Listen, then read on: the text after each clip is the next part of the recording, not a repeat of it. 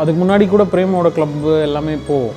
அப்போ நான் வந்து ஆல்கஹாலோ சிகரெட்ஸோ எது பக்கமே நான் போனது கிடையாது. But after me losing my mom I started drinking, I started smoking.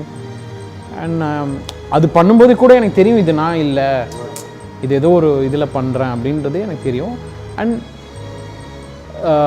I was basically missing her and searching her. எங்கே இருக்கு நீங்கள் ஒரு இடத்துல இருக்கிறீங்கன்னு இப்போ எனக்கு தெரியுது. ஏன்னா கனவு எனக்கு வரும். கனவு வந்து வேறு லெவல் டிஸ்டர்பிங்காக வரும்.